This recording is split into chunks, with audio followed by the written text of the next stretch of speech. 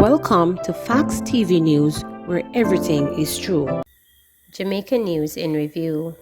16-year-old Kevin Richards of Old Harbour missing. An another alert has been activated for 16-year-old Kevin Richards of Lost Street, Old Harbour in St. Catherine, who has been missing since Saturday, August 20. She is of dark complexion, medium build, and about 5 feet 4 inches tall. Reports from the Old Harbour Police are that about 5 p.m., Kevin was last seen at home wearing a white blouse and brown tights.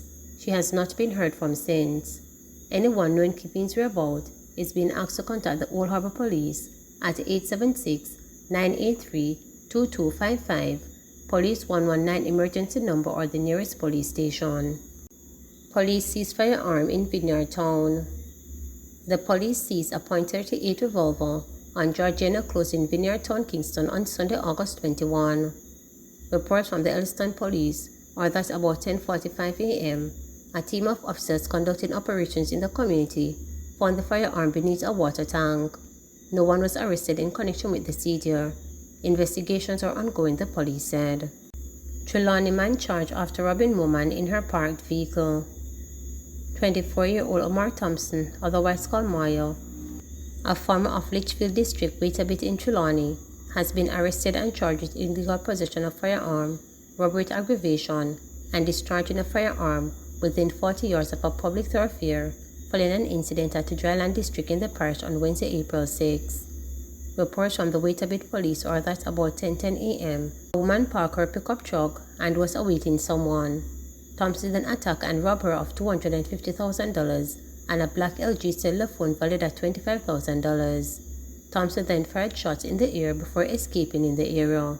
On Saturday, August 20, he was arrested and charged following an interview. Scores turned out for funeral of Panko Francis in Mandeville.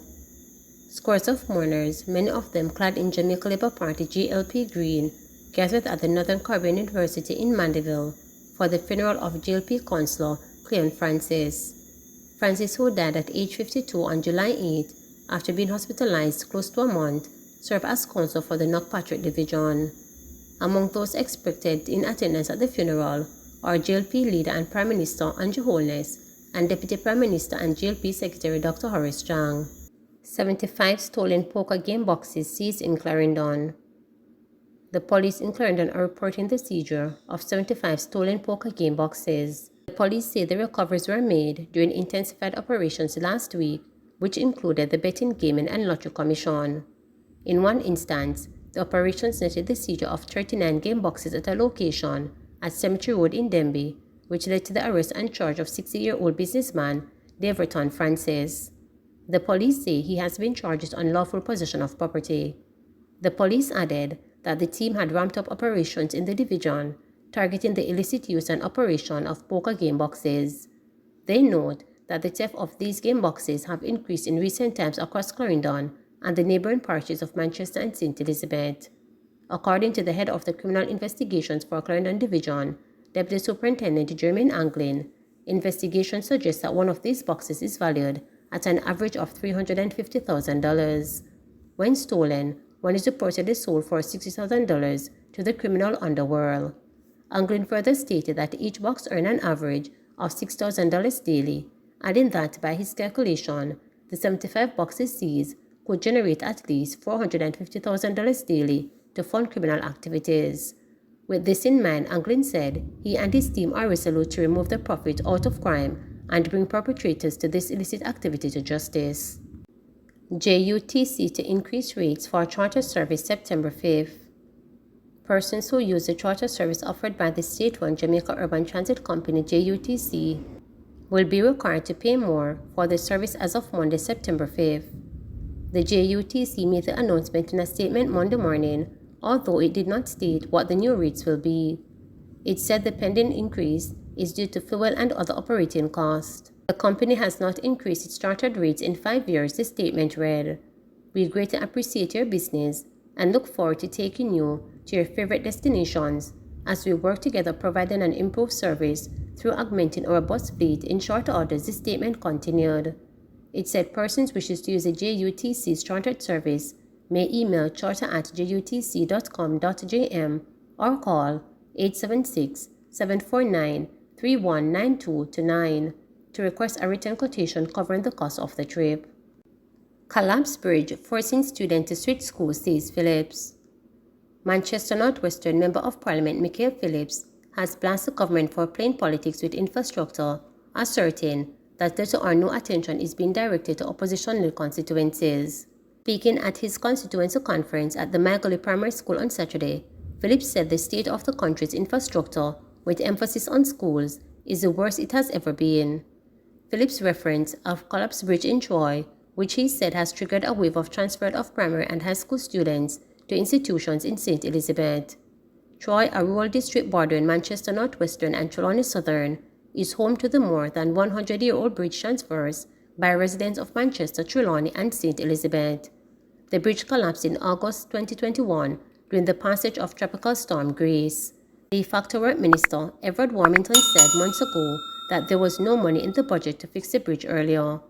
Him say him can't give no promise, but in other places, we see it happen in short order.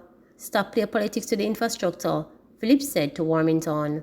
He added, because we see neighboring MPs get over $100 million to spend in a financial year, use all NWA National Works Agency money fix Parish Council Road, while others are trying to rub two stone. It's not fair.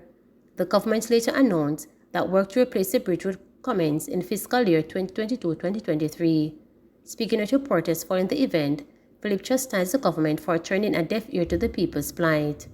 It can't take a year to respond to a broken bridge. The children are shifting school. I felt going across the bridge, the lawmaker said. Teachers have been forced to travel an additional 15 miles because of the bridge collapse, said Phillips, with increased travel expenses eroding their incomes. According to the parliamentarian representative, some teachers have disclosed their desire to relocate. In his address at the meeting, Phillips said the PNP had long harbored the notion that there be a dedicated fund to cater to infrastructural development that he said was no priority for the ruling Jamaica Labour Party. He slammed the performance of Prime Minister Andrew Holness, hinting that his presence at river-cutting events and run out of Bypass Road was not sufficient evidence of sweeping infrastructure development compared to Holness' predecessor, Portia Simpson Miller. She fixed the economy, she fixed infrastructure, and to see a young man my age come and mash it up, said Phillips. Probably, if the IMF, International Monetary Fund, never keep them in line, they would have mashed up the economy too, the third-term MP quitted further. Search continues for 14-year-old swept away in stream, body of 10-year-old found. The search continues up to news time for the second of two girls who were washed away in the stream in Jobs Hill, St. Mary. In a previous newscast, it was reported that the bodies of both girls were found.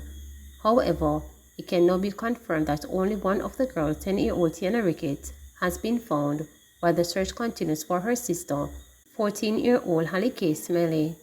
Head of the St. Mary Police Division Superintendent Barbara Morgan Simpson confirmed the incident with reporters. The search started yesterday, and they were not found. Started again this morning. One was found. On the site, it's a younger one, 10 years old, Tiana Ricketts. The search is still underway for the other little girl, and that involves the JCF and the JDF. Members of the community, family members, member of parliament, is highly engaged in the activities as well. Speaking with reporters on Friday morning, Member of Parliament for South East St. Mary, Norman Dunn, says the sudden downpour Thursday was unusual.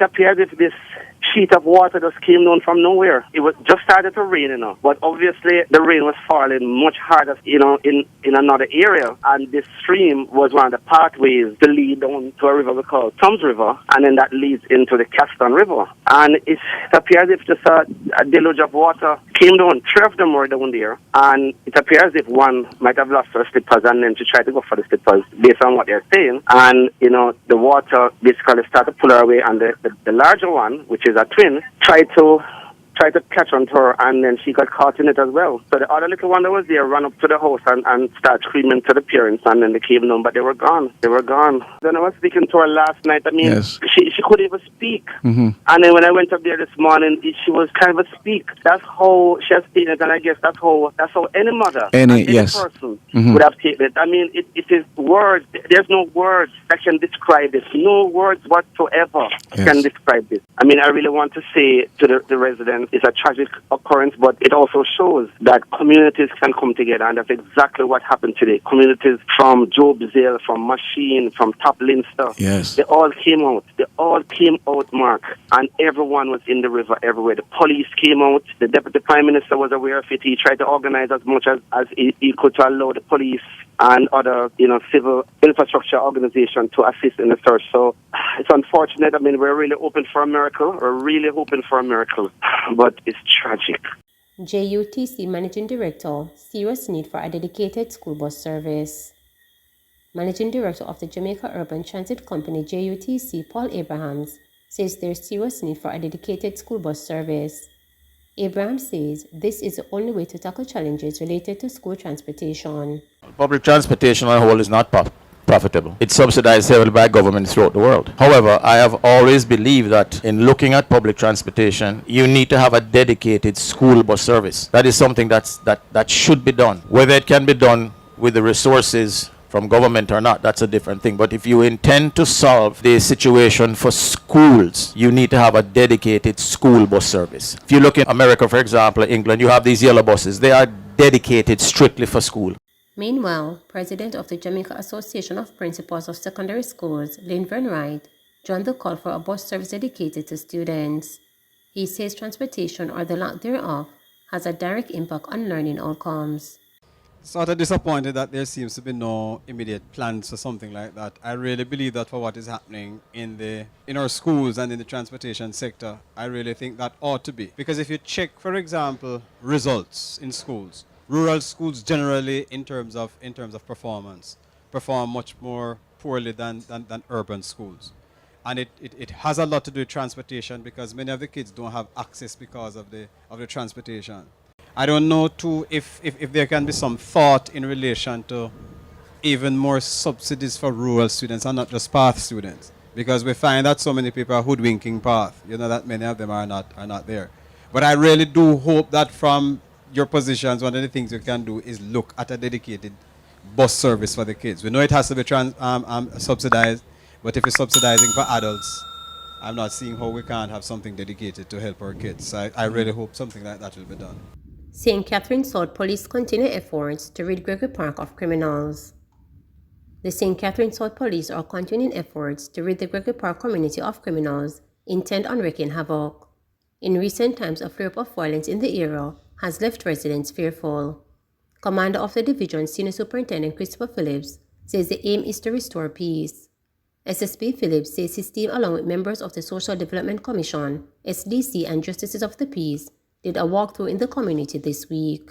So we're trying to bring back the community in a sense, to have persons feeling safe to walk the streets again, to interact with the neighbors. Going through that community yesterday, just talking to some of the persons in the community, they are still in fear. We've not had any incident since the last incident on the Dyke Road, but persons are still afraid, to be on the streets late at night and so on. So there's still, persons are still hesitant to be on the outside. They're still not certain if the community is back. And so we have to continue to interact and to reassure the residents in Gregory Park.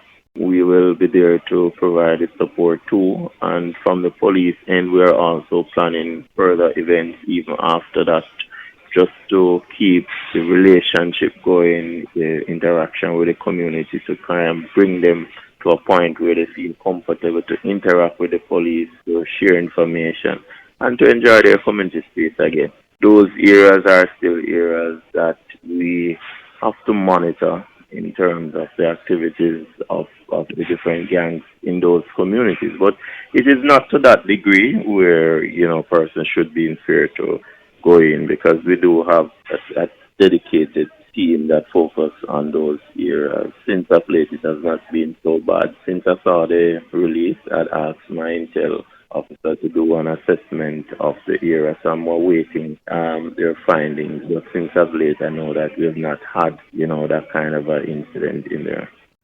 Plans for advance to incorporate safe driving course in secondary schools.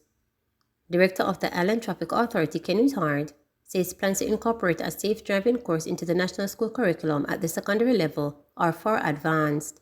He was speaking at the Transport Operators Development Sustainable Services meeting last evening.